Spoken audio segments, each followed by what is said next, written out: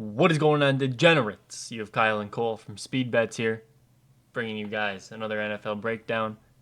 As you probably saw, if you saw the last video, we parted ways. We had a scumbag of a partner we were doing business with. Didn't like what he was doing, being just distruthful. There's not a better word to say it. Distruthful. And we decided to part ways. Long story short, we're on our own now, better than ever, cheaper than ever, and building a better community than ever before. All that's out of the way. Let's get into the first game here. Lions and Colts. You want to take this one away? Yes, sir. So they got a pretty tall spread right here. Lions have been killing it recently. They've been destroying teams. They've been winning every damn game pretty much. I think this could be a bit of a trap game. A lot of money coming in on the Lions, rightfully slow. Um, but I think the Colts could, sneaky cover this in maybe a backdoor type of way. Anthony Richardson's back as a starting quarterback for the Colts, and he didn't play too awful last week. Um, I I really truly think that the Lions might be overlooking this Colts team, and they could get punished for it. I don't think that they're going to lose outright. I still think that the Lions are going to win, but this plus 7.5 point spread is it's pretty tall. I think the Colts have enough to make this a tough game, make it a close game, and I think they can cover. Give me the Colts minus or plus 7.5. Yeah, we saw last week. Anthony Richardson looked like he had a little bit of promise. Granted, he was going against the Jets. That was a good matchup. The Jets play a lot of zone coverage. Josh Downs, we've said it before, we'll say it again. He's a zone beater. He just torched that defense. So the ball was there all night for him. They didn't have shit for it. Going against the Lions, it's not going to necessarily be as effective, but I do think Anthony Richardson looks like he's learned a little bit from sitting behind Flacco for a couple weeks. Obviously, he's not going to be a different quarterback than he was. He's probably going to still throw a pick or two, some questionable deep balls in situations where you don't throw a deep ball. I don't. The Colts don't really stand a chance of winning outright, in my opinion. The Lions are just a force to be reckoned with. But I do like that take. I think a backdoor cover is definitely possible.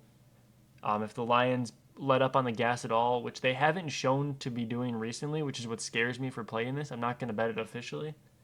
But I do like the Colts to keep this up maybe a little bit closer than we think in the late stages of the game. Now we got the Chiefs taking on the Panthers, and 11 is another stupid spread. This spread is very very tall, and you might hate this. You might hate this take, man. I'm taking the Panthers plus 11. The Chiefs have not looked that good. The Chiefs are getting beat. They're not what they were. They're not this undefeated team. Travis Kelsey, he had one reception last week. He's not getting used. He's old. Noah Gray is doing his job better than he ever did. Now, the Panthers, don't get it wrong. I'm not saying the Panthers are good. I think the Panthers are better than plus 11 at home. Are you kidding me? Give me the Panthers plus 11 right here. Bryce Young MVP. Yeah, I agree with that. This whole year, really, Patrick Mahomes hasn't really looked like himself. It's strange. It's a weird year for the Chiefs. I mean, they're 8-1. Obviously, they're still a great team. It's just they haven't looked as good as they had in years past. They lost to the Bills last week, and they didn't really have a chance in the fourth quarter. They, they were down two scores with like 3 minutes left, I think, and ended up losing that game by two scores. So I'm not sold on the Chiefs this year. And I agree. I think the Panthers can at least cover the spread. Now, you know what I'm going to do, Cole? You know what I'm going to What's do? that? You know what I'm doing. Busting out the salt shaker for a little sprinkle on that Panthers money line. I don't give a fuck.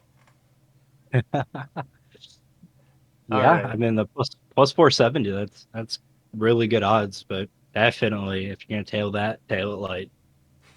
House down. Buying five All houses right, afterwards. all right. All right. Vikings, Bears. Division game. Super closely contested.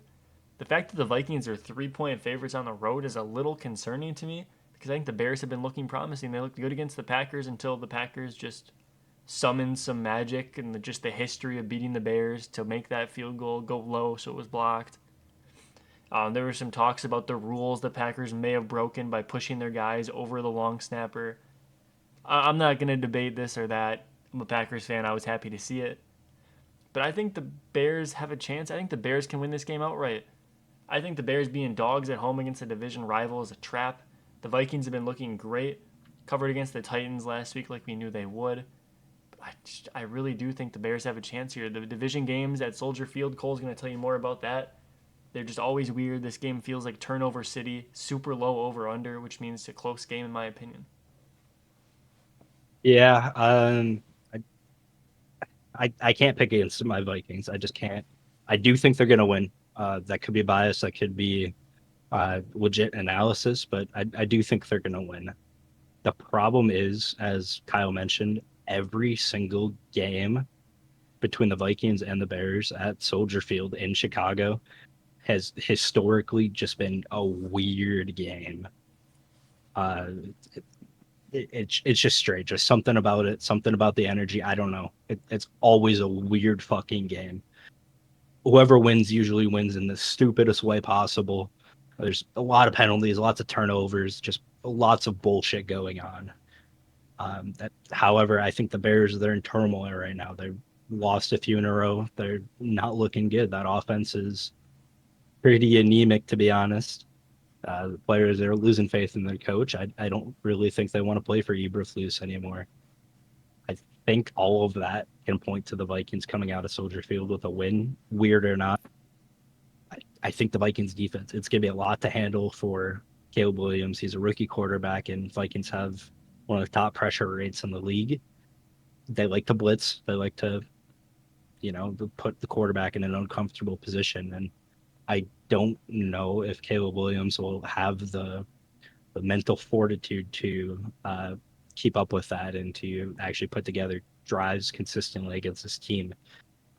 The Vikings they did allow a couple touchdowns last week in Tennessee, but if you look at them, it's just two blown coverages mostly. That's the reason they scored. Now that's obviously not a good look for the defense, but that's something that can be easily corrected. It's not like they were just getting beat outright on those plays. It's just miscommunication on the back end by the backs, the defensive backs. I like the Vikings here. I always like the Vikings, but I think they can cover -3. All right, now I'm just going to ask you one question. Say the Packers didn't magically block a field goal and Jaden Daniels didn't magically complete a 50-yard Hail Mary where the Bears cornerback Tyreek Stevenson is just choosing to not help the team. Are the Bears really three-point dogs at home against this Vikings team coming off a win against Green Bay in that world? I think so. You really do. I think the Vikings are just a all around more complete team than the Bears. Um, I don't. It's tough. You can't really base individual matchups based on record. Different week to week. You have different players coming in, being injured, coming back off injury, different matchups across the board. Every team matches up with different teams differently. And what I mean by that is there's always going to be a different game plan based on who you're playing that week. Like, next up, we got the Buccaneers going into New York facing the Giants. The Buccaneers are 5.5 point favorites. Kyle, what do you think is going to happen in this shit game? All right, you want to load up DraftKings, you want to load up Outlier, Odds Jam, any single odd tool. 90% of the money in the world is on the Bucks -5.5.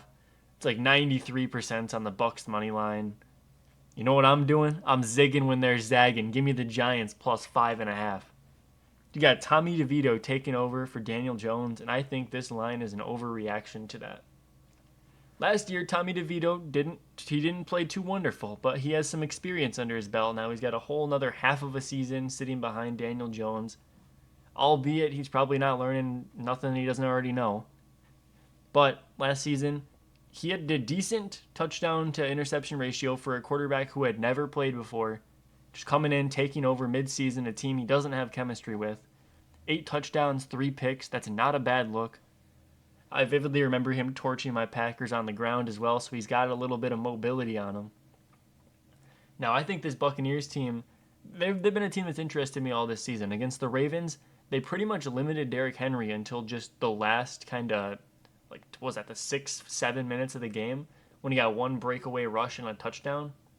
With besides that one flaw, they kind of limited him, which means they're probably going to limit Tyrone Tracy. And last season, Tommy DeVito didn't have to pass as much in these games. You're going to see he had a low season passing total, like 1,100 something through 9 games. They had Saquon Barkley. He was getting all of the work last season around this time. The Giants weren't really messing around with Tommy DeVito in the passing as much as they could have. He got around 8 yards per passing attempt, which is actually pretty damn good, especially for a rookie quarterback who has no experience or chemistry, like I've said a million times now. I think Tommy DeVito has the capabilities to keep this game close. I'm very interested to see how his connection with Neighbors is. Now, the Giants, they know something we don't, obviously. There's a reason Drew Lock is not starting this game. I don't, whether that's because Tommy DeVito is looking great, maybe Drew Lock just isn't looking much different than Daniel Jones. I think there's a real world where Tommy DeVito turns out to be a half decent quarterback, and that's all Malik Neighbors needs is a half decent quarterback. This Buccaneer secondary has not impressed me, and I'm going to give out a bet here. I'm doing a 6 point teaser, 2 leg same game parlay. We're taking the Giants. You add that 6 to their spread, you get 11.5 for the Giants. And then you take the over. You get down to 36 for the over, and that's with the 11.5 on the Giants spread. I love that play, minus 120 odds. I just talked forever. Take it away. Yeah, I completely agree. I love that play as well. I actually bet that before we started the video. We were kind of talking through these, and we thought that was a good spot there. I completely agree with pretty much everything you said. I think the Giants have a decent chance in this game. And at home, I'm not sold on the Buccaneers to cover there. I'm willing to eat my words and die here. If Tommy DeVito throws like 4 for 30 attempts for like 50 yards, I'll eat every word next week. I'll own up to that. If this is a terrible pick, I'll own up to it. But I like the shot. I like the shot here. Yeah, we better picks. True, true, we do. So if this loses, I'm losing money with you. Next up, we got the Patriots taking on the Dolphins. This game was so confusing to me, man. I went back and forth a little bit. We were on the Patriots. We were talking ourselves into the Patriots. And then we kind of realized that Achan is probably going to do whatever he wants to this team. Now, Yeah, Patriots run defense has not been good this year. Just not. They've been getting gashed on the ground by pretty much everyone that has a above average running game. I think that HN could pretty easily just run for 100 plus and just put it down the Patriots' throat here.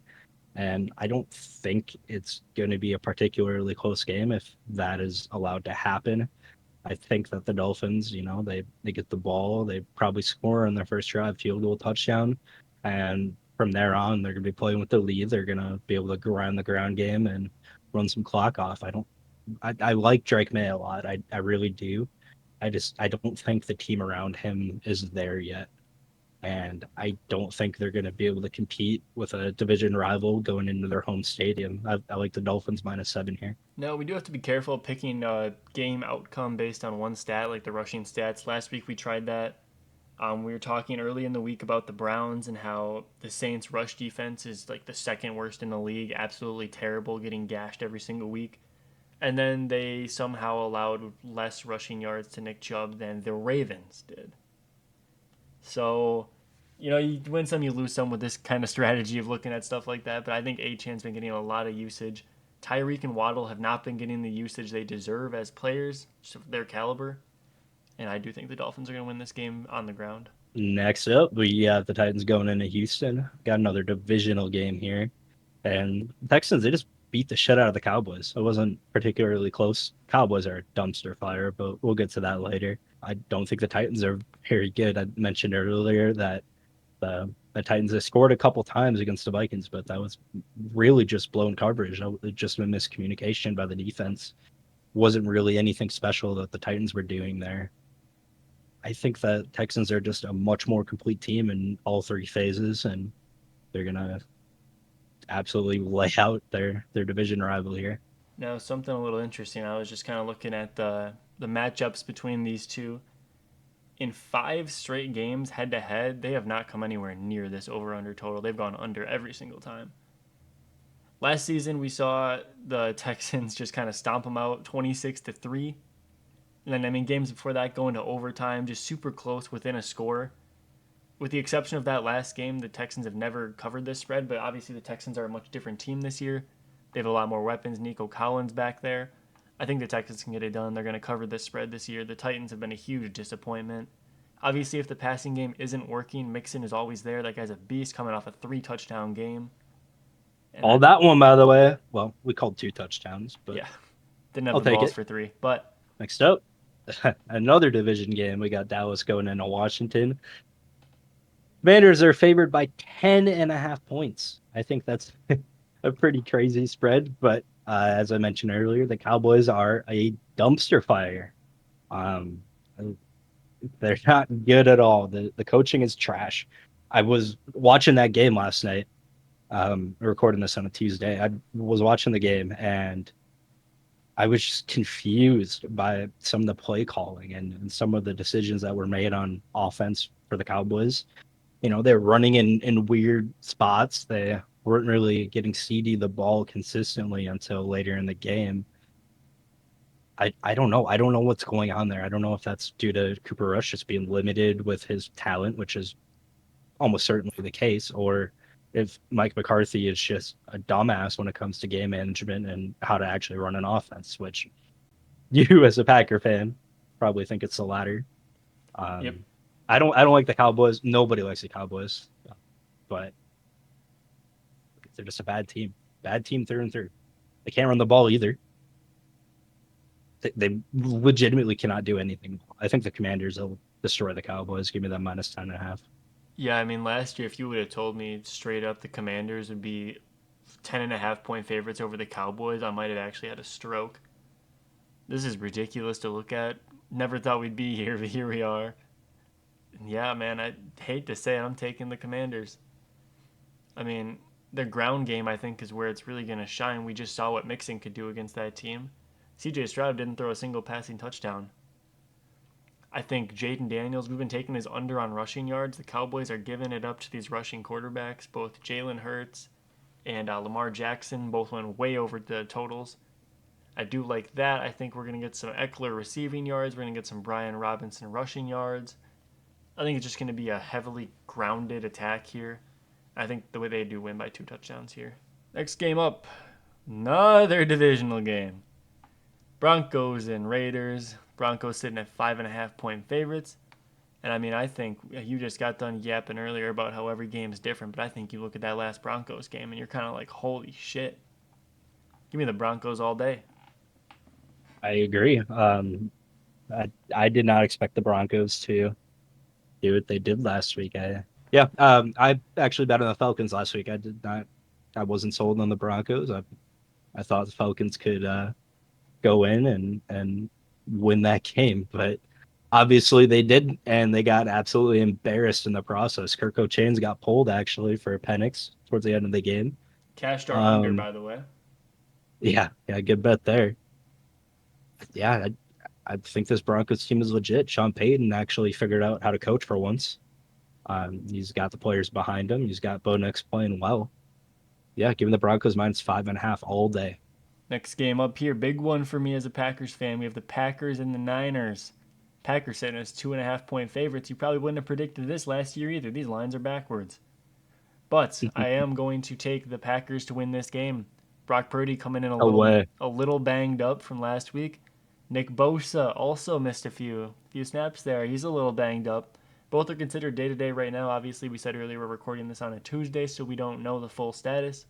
I'm gonna wait to bet on this game until I know those two things for sure. I mean, Jordan Love is not playing well. He's not playing good football at all.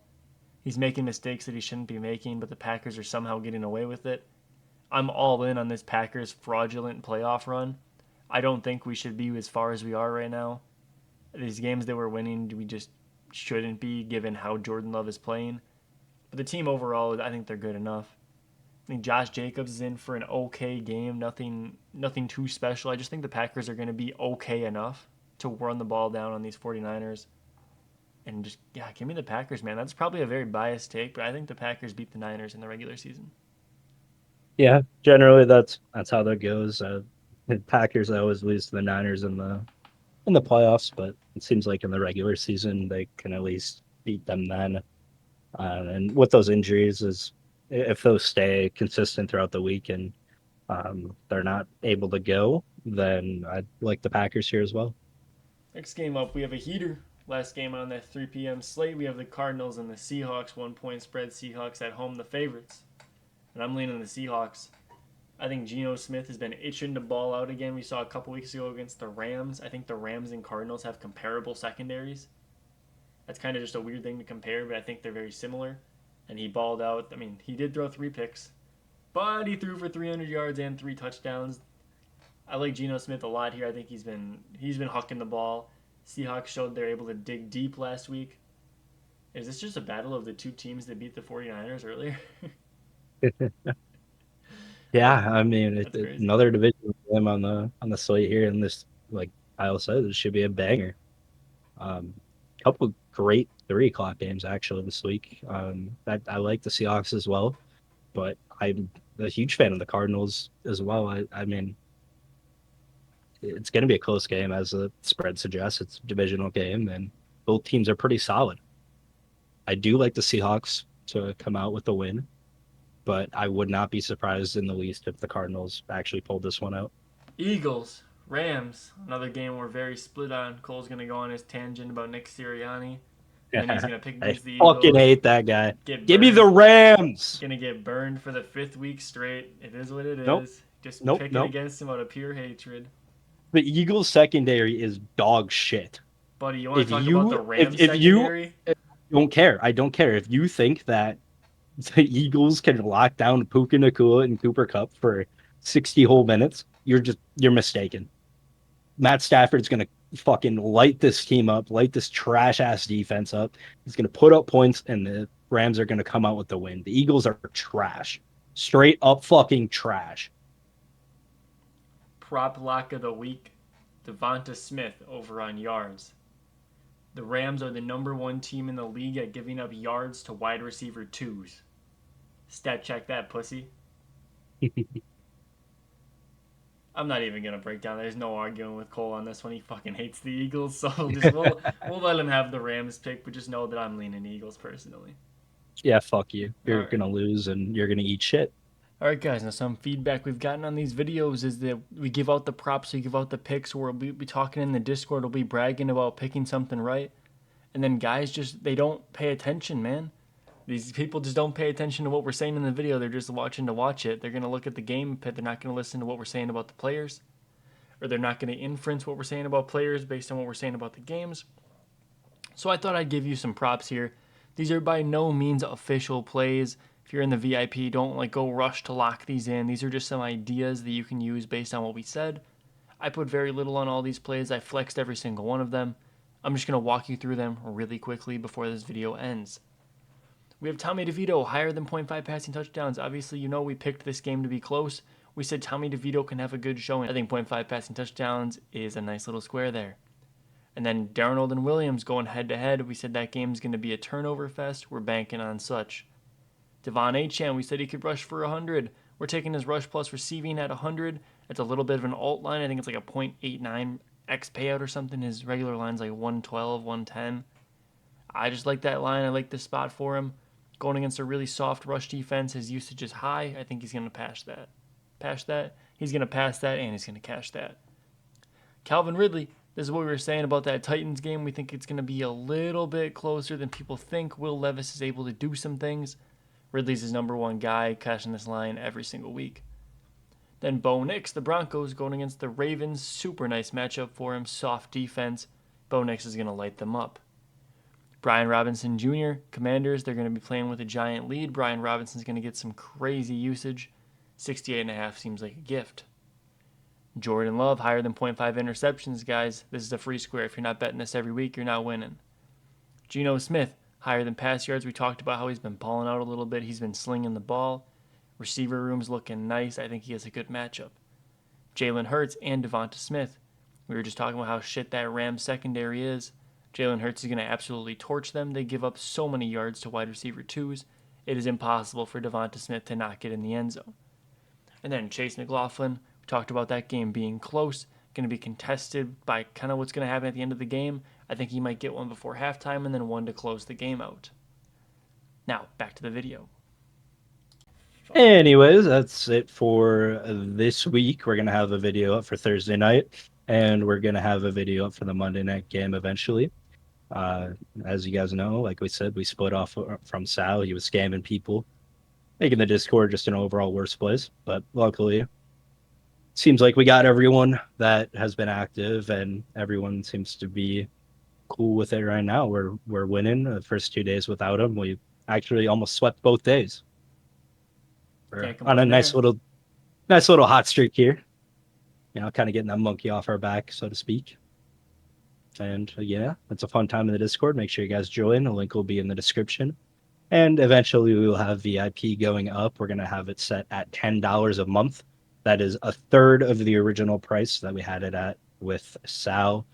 I think it's a great deal. And, we got a great community, a bunch of guys that are very active and some funny people in there. So make sure to join, check it out, and we will see you guys in the next video. Just want to throw a little something at the end here, not to mention, at least in my head, I'm planning to do different giveaways for free months of VIP, different stuff like that. Follow the Yes, Instagram. We'll sir. probably do some stuff exclusively on the Instagram. Follow the TikTok. We're going to get that going now. We're all in on this content grind. We're trying to grow this server, make it just a fun place to be. You don't want to miss out, man. See you in the Discord. Peace out.